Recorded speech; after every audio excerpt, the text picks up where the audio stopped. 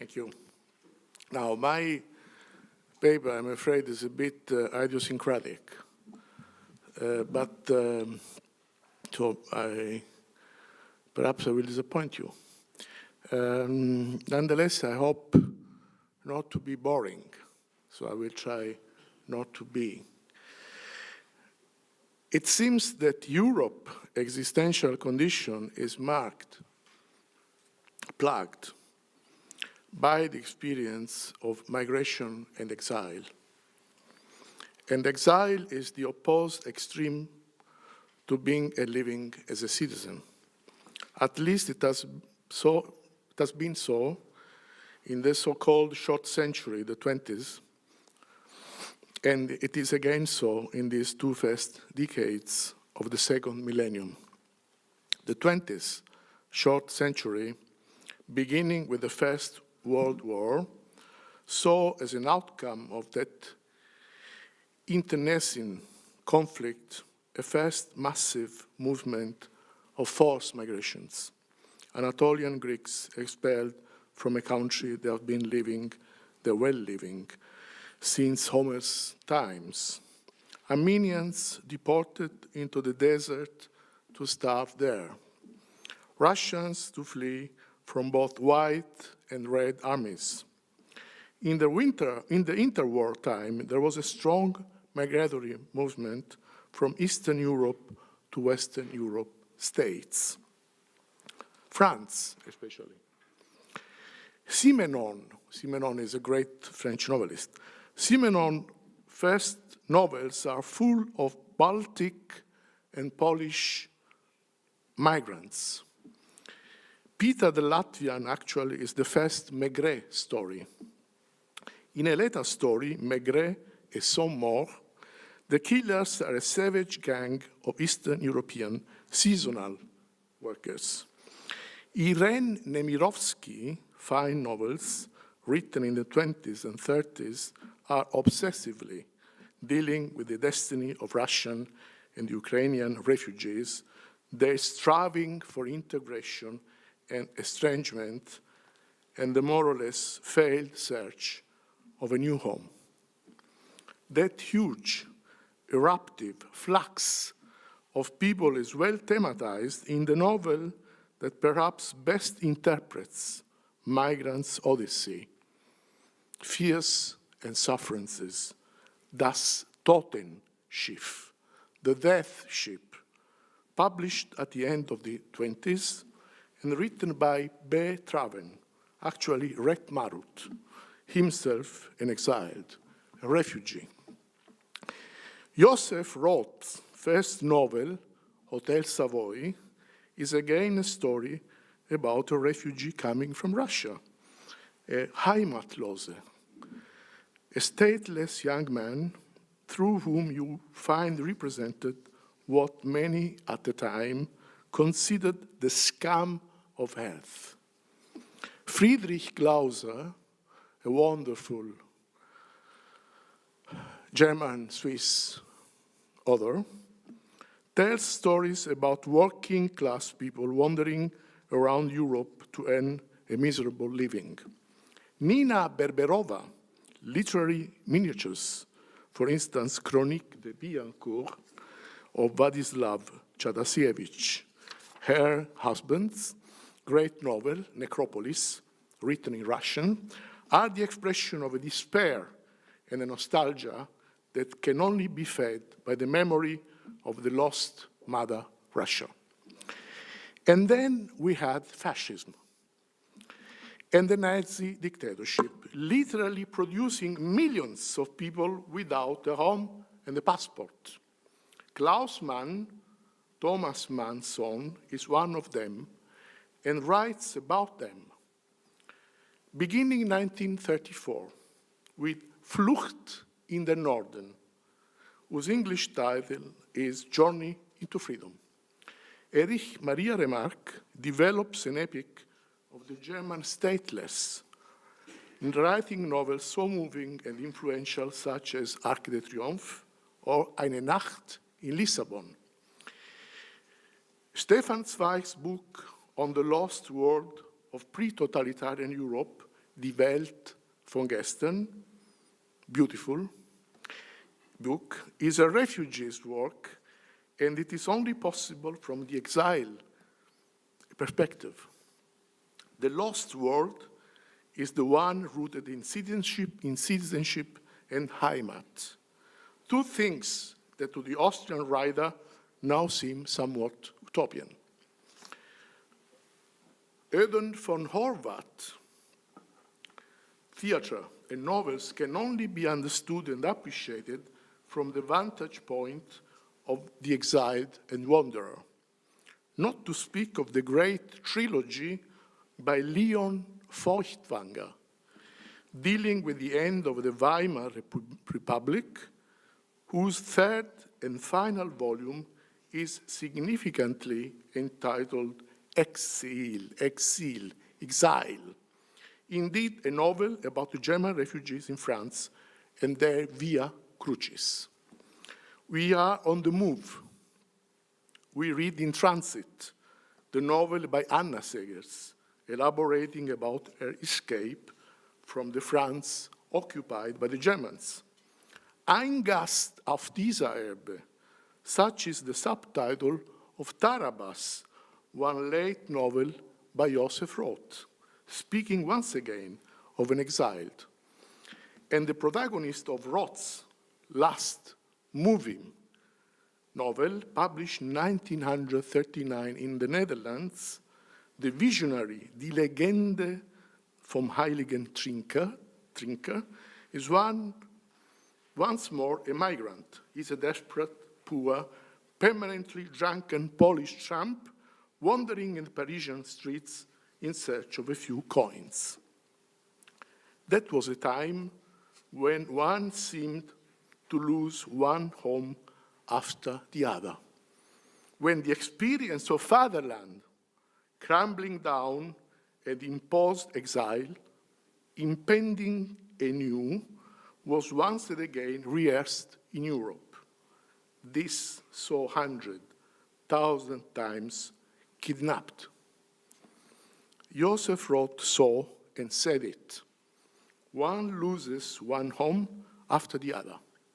I say to myself, here I am sitting ready to take the road. I read the German, because the German is especially beautiful. Man verliert eine Heimat nach der anderen, sage ich mir.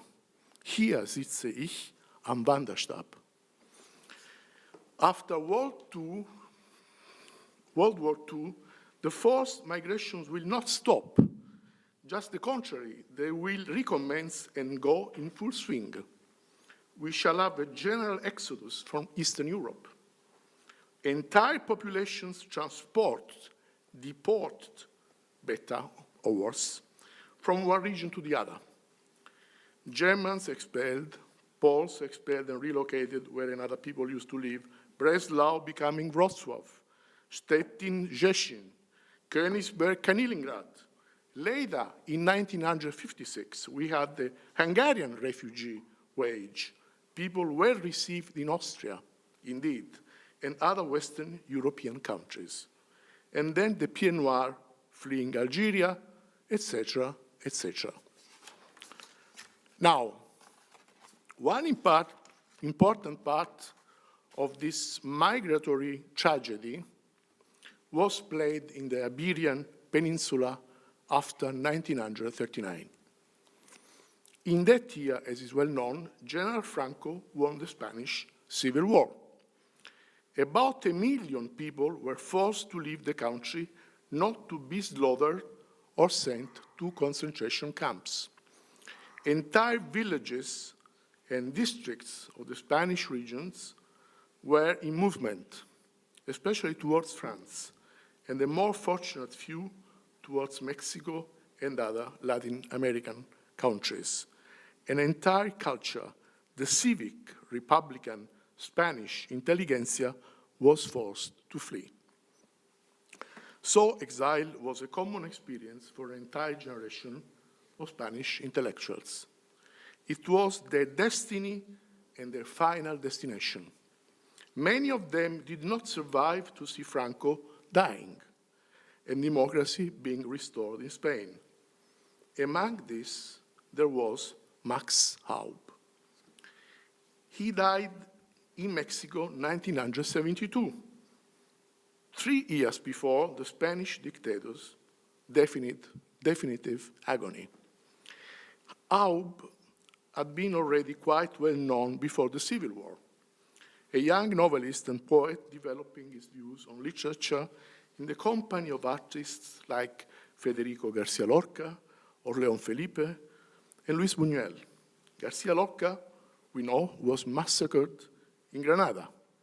León Felipe, Luis Buñuel, together with Max Aub and several others, landed in Mexico. But Max Aub's journey was not an easy one. He had to go through the odyssey of escape to France, deportation to Northern Africa, and then again a tight escape to Mexico. He was not spared the experience and despair of concentration camps. Exile became the central theme of Aub's literary production and the lodestar of his existential self-reflection. Practically, there is no piece of story by Aub in which the exile is not dealt with explicitly or implicitly, looming behind the lines. His great cycle, El Labirinto Mágico, a Balzacian human comedy, but indeed more tragedy than comedy, 5 volumes intertwining stories of the Civil War, is then concluded by Campo de los Almendros. I must confess that I could hardly read this novel to the end. I find it too painful to be read through. It is a novel taking place in the last residual place where Spanish Republicans gather after losing the war. This is Alicante, the last Republican stronghold, a port in the Levante, where thousands of people wait to be rescued by friendly ships, but only few of them will find a place on a boat. The rest are abandoned, left out, a flock of betrayed ships. They are waiting to be selected and picked up and either be immediately slaughtered or sent to concentration camps. It is sort of an open-air waiting hall, sala de espera in Spanish. It is already exile, but in its worst shape, because it is an exile without escape. You are taking away your country and home, but this does not secure you to be alive. Sala de Espera is also, and suggestively, the title of a journal edited by Max Aub in Mexico in the 40s. By the way, Joseph Roth used the waiting room as an image to give a sense of his life after the loss of Austria Felix. He then used it to conceptualize the line between those who hold power and those who are subject to power, especially under conditions of mass migration. There are people that are left being waiting and people that are in charge to let others waiting.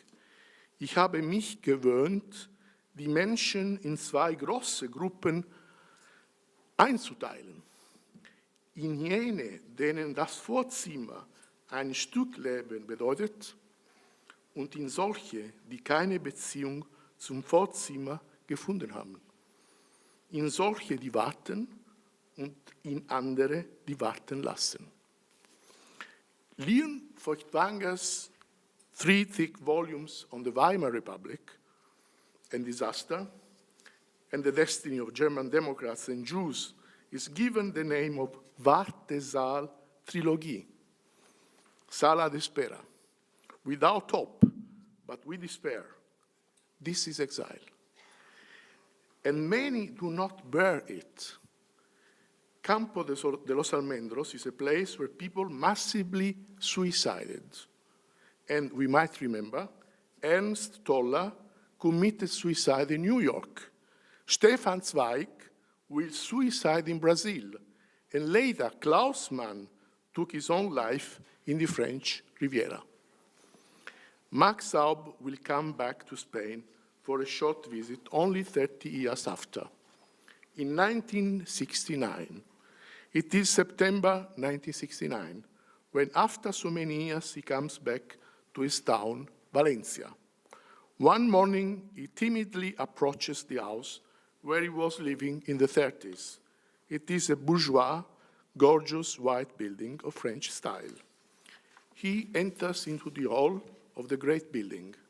It's dark, but an old lady is there in the concierge, the head porter's small room, just at the entrance. She looks at him. He asks, "Don't you know who I am?" And then she says aloud, "Don Max." She has recognized him. It is the same head porter of 30 years before, Clotilde. She is about to cry. It's like Ulysses recognized by his old nurse.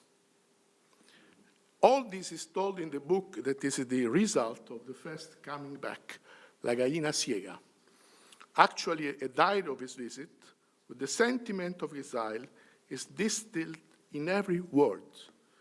He knows and feels the irremediable loss and the impossibility of reconciliation. Spain hurts him. This is what makes exile, to render home a place where it hurts deeply. Wo es mir schlecht geht, dort ist mein Vaterland. These are words by Joseph Roth. Where I feel bad, there is my fatherland. And Robert Neumann, at this point to absurdum,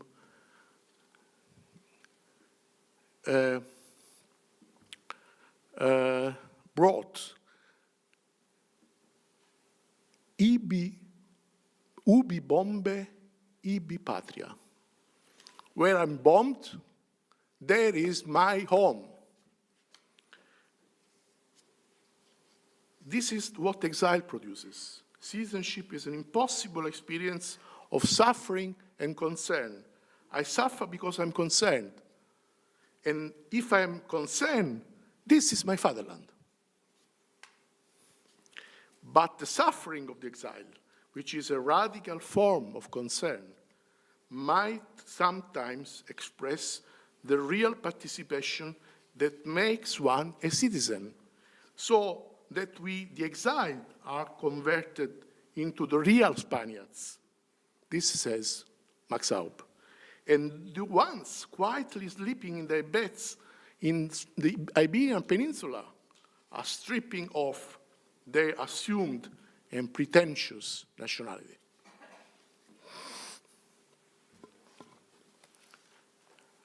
Maria Zambrano is not a novelist, though she has a special relationship to literature and poetry. Actually, she believes that poetry is somehow a privileged form of philosophical thinking, and her philosophical prose is of a beautiful literary quality. Zambrano's Spanish language and Max Aub's one are not too far away the one from the other. There is a Republican tinge in both of them. A rest of the language spoken in the 30s, a poetical clang that is common. Maria Zambrano is a philosopher, and she's the author of a work that makes her a relative, so to say, of a selected group of thinkers that are all women and that are all refugees. I mean of that group that I see consisting of three main figures: Simone Weil, Hannah Arendt, and Rachel Bestalov. These are all Jews. Zambrano is not, but they have so much in common that it is immediately evident to the eye. There is a booklet booklet by Maria Zambrano devoted to Seneca. It was published in 1944 in Argentina. In this work, she's quite critical towards the great Roman philosopher. Seneca was living with a too vivid sense of the impending death that hindered him to exit from himself. Seneca's extreme reflexivity never takes the form of asking for reasons, a claim for justification, and thus a movement of revolt. Nothing is more distinct from the Roman philosopher's attitude than the conduct of an angry Job. Reason is by Seneca rigidly interpreted as moderation, arbitration, or kind of diplomacy between extremes. Freedom is somehow annulled as an issue of etiquette and style. Resignation is his last word. There is no claim to progress in Seneca's mode of action. He retreats from history and tragedy into philosophy. Acting was a matter of despair in Seneca's case, a way of forgetting, of making himself deaf to the bells of time devouring life. But time, for Zambranos, as it is for Hannah Arendt, is not only the one that consumes life, but also the one giving birth to it. It is nativity, the possibility of the radical novel of something new, the change. From the past to the future, the bridge is not given by strict causality. History, according to Zambrano, is not cyclical. Time has lapses and gaps that can be filled through leaps. There is thus room for hope. There can be a claim to progress. There should be, if we want to articulate and operationalize a claim to justice, this involves other people. This needs citizenship. Both Zambrano and Arendt stress this point, though Arendt is quite pessimistic about the human condition stripped out of the state, of the city. A man with only human rights is a being in great danger, says Hannah. Maria is less critical of this naked human being that she sees as the preparation and the justification of the citizen's figure. Action for Maria, and this is the difference with Hannah, of no little account. Action is not done for action's sake. The city of man, according to Zambrano, finds its sense and justification in an ideal civitas Dei, an individual, utopian area of practice justice. While citizenship is the link we maintain with an earthly city of man, to civitas Dei we can land only counterfactually, by thinking and confessing. It is self-reflexivity, the road to the dimension of justice, the idealism of possible better world for all humans. Practicing citizenship implies to be dwelling in two different worlds, a factual and a counterfactual, one belonging to man, the other to God. Now, says Maria Zambrano, Europe's crisis is not due to the revolt of masses, but to the loss of the individual revolting against injustice. Europe's promise was a way to reach utopia. If this way is barred, Europeans will lose their soul. They will prefer giving up liberty. The illness, the European illness, consists fundamentally in a desire of cancelling the tension between facts and norms, better in an intoxication and drunkenness that makes us forget the unbridgeable distance between the two cities, the ideal and the perfect one. Forgetting about the distance between facticity and normativity leads to a pragmatic cult of success, of fait accompli, of discriminating humanity in winners and losers, and eventually of a celebration of the winner and a degradation of the loser. In one of the best analyses of Europe's moral and political suicide. At the end of the 30s, Carlo Levi will call this illness or intoxication paura della libertà, fear of freedom. Let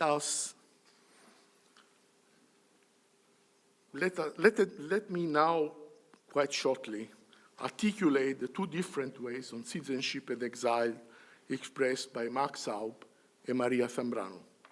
They are indeed different and somehow opposed. According to Max Aub, citizenship is the capacity of being involved in a collective narrative that has an history and to which you can add a further episode. This is the reason why he's obsessed about his marginal condition with regard to the development of contemporary Spanish literature. Belonging and citizenship are a matter of sharing a story and thus building a collective identity.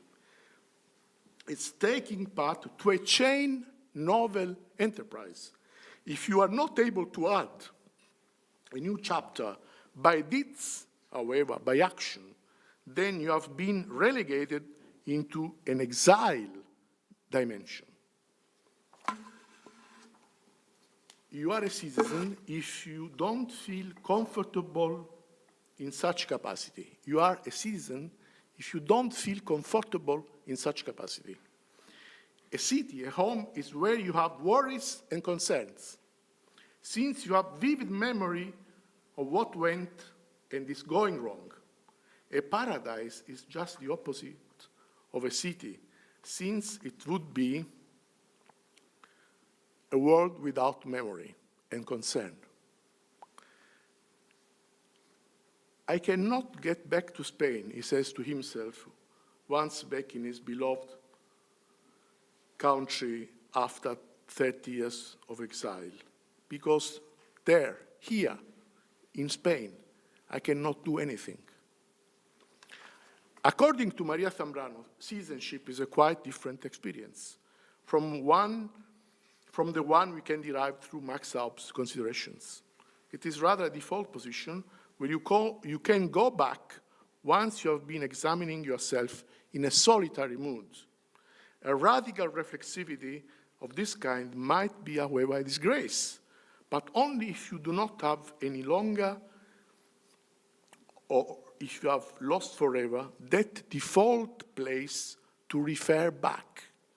Max Aub has of citizenship rather interactive, not an introverted conception.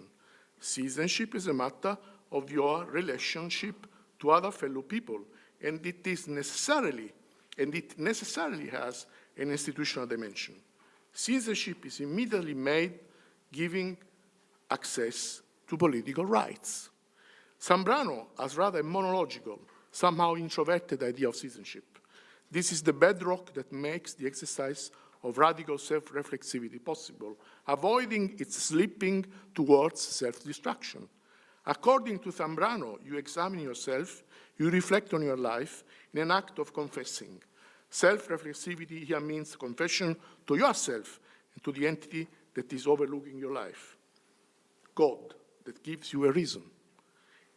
In this sense, Maria Zambrano operates the passage from the thought of myself, the care of myself by myself, of the Stoic, to the care of myself by God's appeal, by confession to him. That is done and recommended by St. Augustine, actually one of the authors that the Spanish philosopher most assiduously read. Confessing needs articulating words, speaking up. Silence is meaningless when it is not a sin. It should be broken through confession.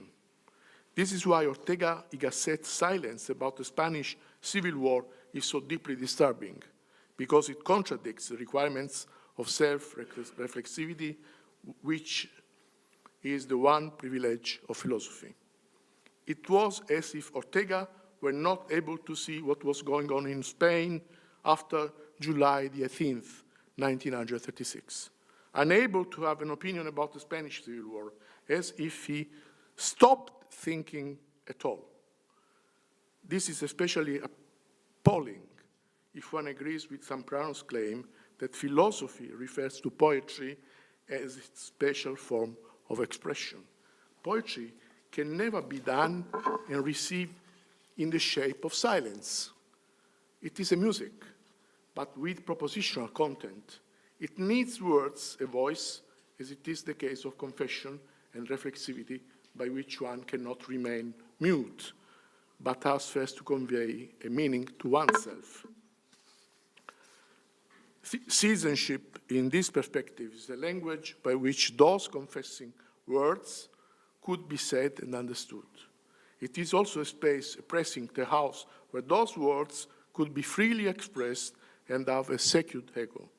Words without echo would be soon recaptured by silence, and confession and reflexivity would become something void, empty. This is the reason why they need citizenship as the capacity of giving one's words a special, a certain echo. But on this conclusion, Max Aub could not but agree. Echo, he would only add, implies to have a story to share and to be told together.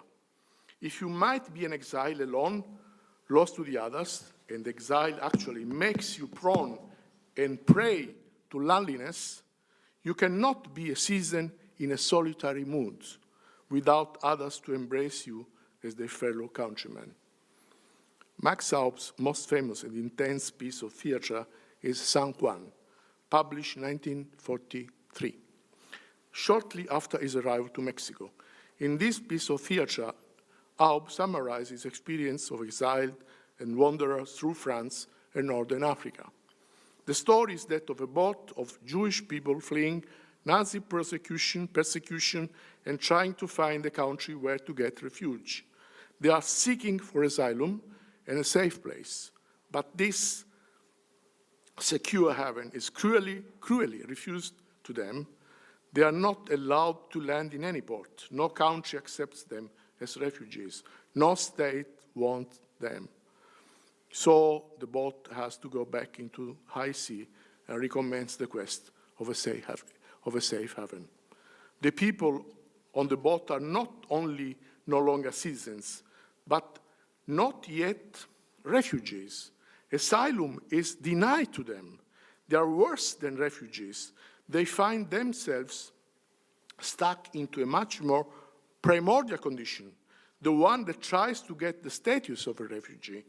The denial of such a status. Could I ask to conclude? I need 2 minutes more. The denial. I'm going to give you one. I need, it's just 2 minutes more. One. And one is not possible. The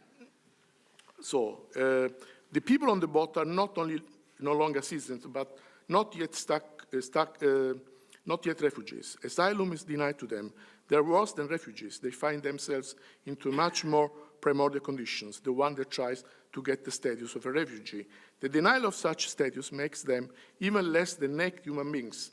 They are dehumanized, radically humiliated, pushed into a no man's land where no human rights hold, but just basic needs. This situation illustrates the connection between being a refugee and a citizen and how much the one refers back to the other. But it also illustrates how much asylum is a basic legal condition for human beings that denied makes of them something lower than man. This means that in a sense, Hannah Arendt was wrong. Not only was she wrong of making not just legal subjectivity the right to have rights, but mainly of ascribing this generative capacity of rights only to citizenship. And she was wrong in not considering how much the status of a refugee might somehow be a safe place and a room for real basic rights. I have more to say, but I will stop here. Sorry for being too long and perhaps idiosyncratic, too much idiosyncratic. Thank you.